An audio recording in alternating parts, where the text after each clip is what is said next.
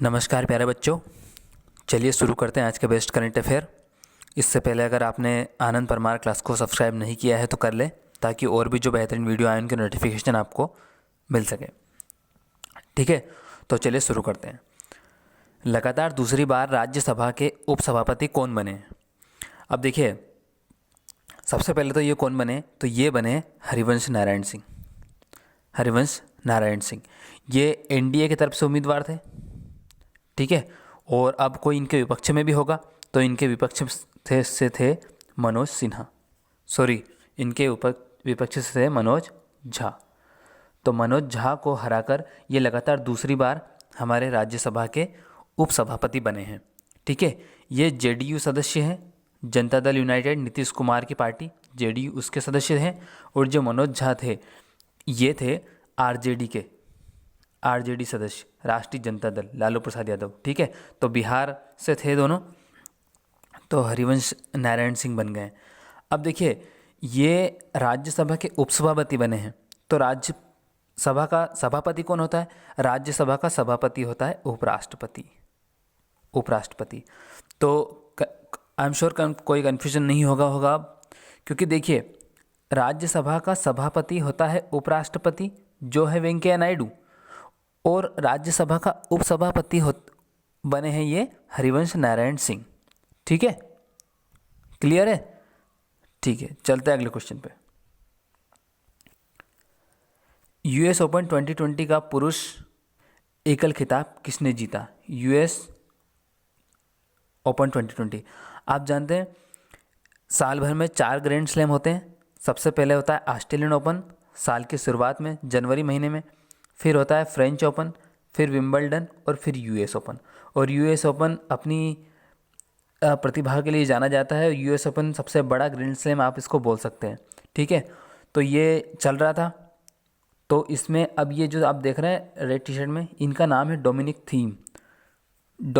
Theme जो है Austria से, तो ये जीत गए।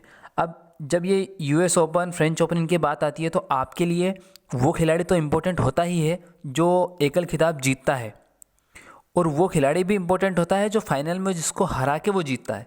ठीक है, यानी कि टोटल फाइनल में मेन और वुमेन की मिलाकर 4 खिलाड़ी पहुंचते हैं, वो चारों आपके लिए इम्पोर्टेंट होते हैं।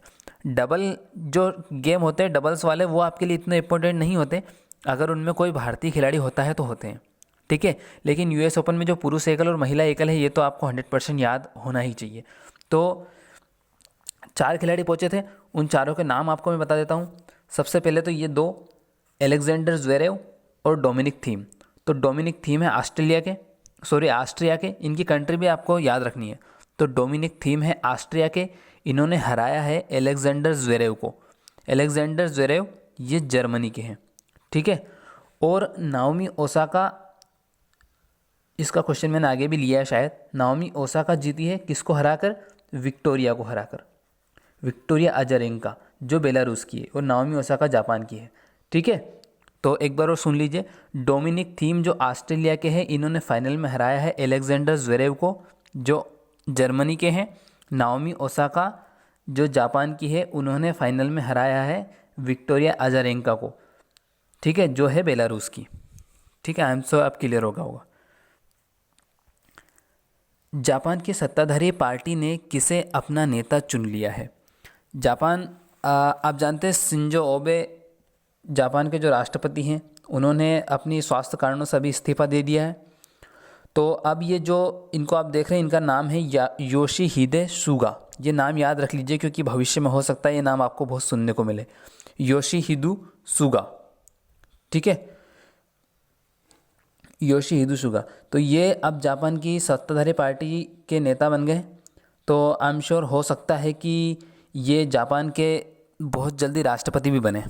ठीक है, तो इसलिए धर्मा गार्डियन सैन्य अभ्यास हम जापान के साथ करते हैं। जापान की राजधानी टोक्यो है, जापान की मुद्रा येन है। और आपसे एक क्वेश्चन और पूछ सकते हैं कि जापान की जो राजधानी टोक्यो, ये जापान के किस द्वीप पर बसी है? तो ये जापान के होन्शु द्वीप, जो सबसे बड़ा द्वीप है 4 द्वीपों में, होन्शु, उस पर जापान की राजधानी बसी है। तो इस क्वेश्चन में इतना ही। ठीक है, तो इनका नाम है योशिहिदे सुगा। ठीक है, अगला क्वेश्चन है 9 लाख करोड़ बाजार पूंजीकरण यानी कि बाजार पूंजीकरण मार्केट कैपिटलाइजेशन प्राप्त करने वाली पहली भारतीय आईटी कंपनी कौन बनी? अब देखिए, ये पहली भारतीय आईटी कंपनी बनी है। आईटी कंपनी पहली बनी है, इससे पहले रिलायंस बन चुकी है। रिलायंस तो आई थिंक 12 ट्रिलियन तक पहुंच गई है। 1 लाख करोड़ होता है 1 ट्रिलियन, तो ये पूछ रहे हैं कि 9 ट्रिलियन मार्केट कैपिटलाइजेशन छूने वाली कंपनी कौन सी बन गई है। अब ये क्या होता है बाजार पूंजीकरण मार्केट कैपिटलाइजेशन? ये इस तरह से होता है जैसे कि ये टाटा कंसल्टेंसी है। अब इसका एक शेयर अगर 100 रुपये का है, एक शेयर 100 रुपये का है, और इसने टोटल अपने 300 आउटसाइडर शेयर रख रखे हैं, यानी कि 300 आउटसाइडर शेयर दे रखे हैं। तो 300 इंटू 100 कितना हो जाएगा? ये 30,000। ठीक है, तो ये मार्केट कैपिटलाइजेशन इस तरह निकाल सकते हैं। इसका यही फॉर्मूला है कि एक शेयर के प्राइस और आउटसाइडर शेयर होल्डर का मल्टीप्लाई कर दो तो ये मार्केट कैपिटलाइजेशन आ जाता है। तो ये 9 लाख करोड़ छूने वाली यानी कि 9 ट्रिलियन छूने वाली कंपनी कौन सी बन गई है? Tata consultancy, TCS। ठीक है, चलते हैं अगले क्वेश्चन पे। विश्व बैंक मुख्यालय में कार्यकारी निदेशक के रूप में किसे नियुक्त किया गया है? तो कार्यकारी निदेशक, दुनिया भर से विश्व बैंक में ऐसे 25 कार्यकारी निदेशक होते हैं। ठीक है, दुनिया भर से 25 को चुना जाता है। उन 25 में एक इनको चुन लिया गया है कार्यकारी निदेशक, जो एक भारत के हैं। इनका नाम है राजेश खुल्लर। ये राजेश खुल्लर जी हरियाणा के जो मनोहर लाल खट्टर यहाँ के CM हैं, इनके प्रधान सचिव थे। ठीक है, तो इनको कार्यकारी निदेशक चुन लिया गया है। कई लोग कार्यकारी निदेशक को इस बात से कंफ्यूज कर रहे होंगे कि वर्ल्ड बैंक का अभी निदेशक काम नहीं कर रहा होगा तो कार्यकारी निदेशक के पदभार संभाला होगा। ऐसा नहीं है, दुनिया भर से 25 कार्यकारी निदेशक होते हैं जो अलग अलग कंट्री का प्रतिनिधित्व करते हैं। अब जो ये राजेश खुल्लर भारत के बने, ये ना केवल भारत का बल्कि ये बांग्लादेश का, श्रीलंका का और भूटान का, इन सब का प्रतिनिधित्व करेंगे। ठीक है, 4 से 4 कंट्री का प्रतिनिधित्व करेंगे। तो इसलिए कार्यकारी निदेशक, तो वर्ल्ड बैंक के बारे में मैं आपको थोड़ी सी इन्फॉर्मेशन दे देता हूँ। वर्ल्ड बैंक का जो हेडक्वार्टर है वो है वाशिंगटन DC। वाशिंगटन DC जो अमेरिका की राजधानी है, वहाँ पे इसका हेडक्वार्टर है। इसके अध्यक्ष हैं, प्रेसिडेंट है डेविड मालपास। और इसकी जो CEO है वो आपके लिए इम्पोर्टेंट हो जाती है क्योंकि वो भारत की है। उनका नाम क्या है? अंशुला कांत। ठीक है, अंशुला कांत। तो ये वर्ल्ड बैंक के बारे में इन्फॉर्मेशन। ठीक है, तो इनका 3 साल तक इनका कार्यकाल रहेगा। राजेश खुल्लर जी का, राजेश खुल्लर। ठीक है, कार्यकारी निदेशक वर्ल्ड बैंक के। चलिए अगले क्वेश्चन पे। US ओपन 2020 का महिला एकल खिताब किसने जीता था? मैंने पुरुष एकल खिताब आपको बता दिया था, डोमिनिक थीम जीते थे ऑस्ट्रिया के। महिला एकल जीता है नाओमी ओसाका ने। ये जो आप देख रहे हैं लेफ्ट साइड में, ये नाओमी ओसाका है, ये जापान की हैं। इन्होंने हराया है विक्टोरिया अजारेंका को, ये बेलारूस की है। ठीक है, तो ये बिल्कुल रट ही लेना है क्योंकि अब ये आने वाले, जब तक ऑस्ट्रेलियन ओपन नहीं आता तब तक आपके लिए US ओपन बहुत इंपॉर्टेंट हो जाता है। और 4 के साल में जो 4 ग्रैंड स्लैम होते हैं उनके सभी आपको पता होना चाहिए। ठीक है, तो वो इसके ऊपर एक अलग वीडियो बन सकता है इससे डिटेल में। नेक्स्ट क्वेश्चन है, PM मोदी ने 900 करोड़ की 3 पेट्रोलियम परियोजना का उद्घाटन कहाँ किया? तो 900 करोड़ की 3 पेट्रोलियम परियोजना का उद्घाटन प्रधानमंत्री नरेंद्र मोदी ने बिहार में किया। ठीक है, बिहार जहाँ के CM है नीतीश कुमार और जहाँ के गवर्नर है फागू चौहान।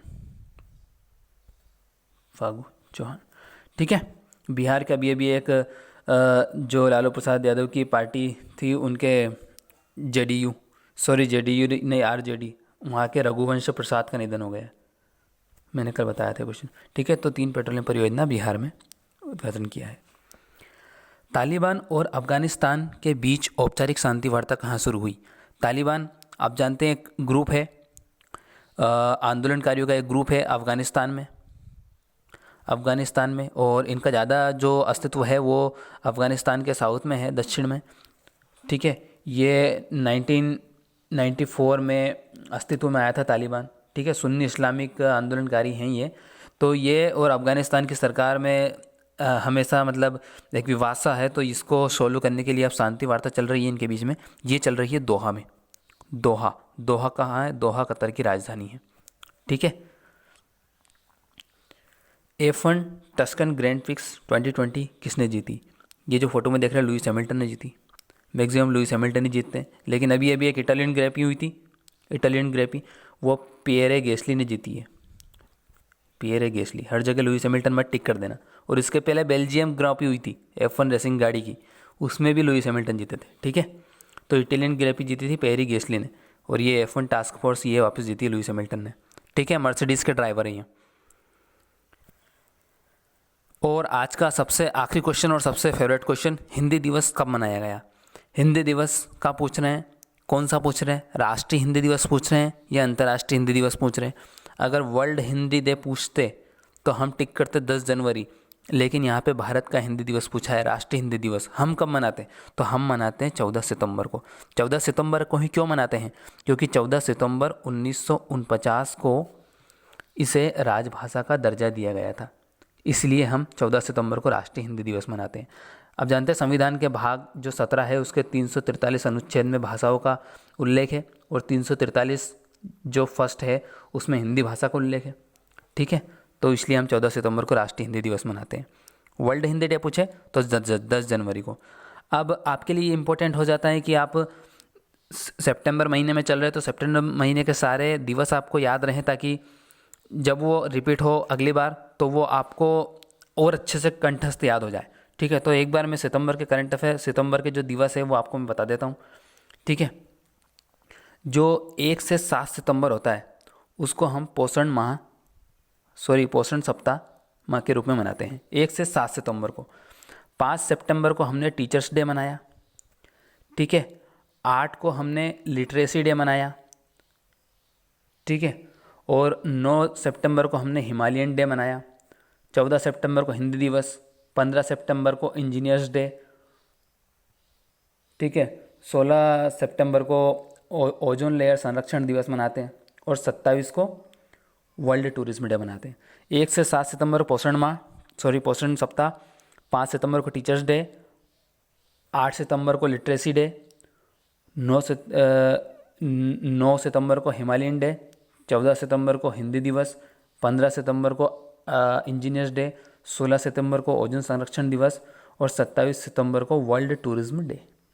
ठीक है, तो आज की वीडियो में इतना ही। अगर वीडियो आप लोगों को पसंद आया हो तो सब्सक्राइब कीजिए, और थोड़ा सा शेयर कीजिए, लाइक कीजिए। हमारे current affair I think best हैं, तो अपने दोस्तों के साथ शेयर कीजिए, क्योंकि वापस वही माहौल क्रिएट करना है आपको एग्ज़ाम का। और लाइक करेंगे, सब्सक्राइब करेंगे तो हमें मोटिवेशन मिलेगा यार। ठीक है, तो थैंक यू, फिर चलते हैं, बाय बाय।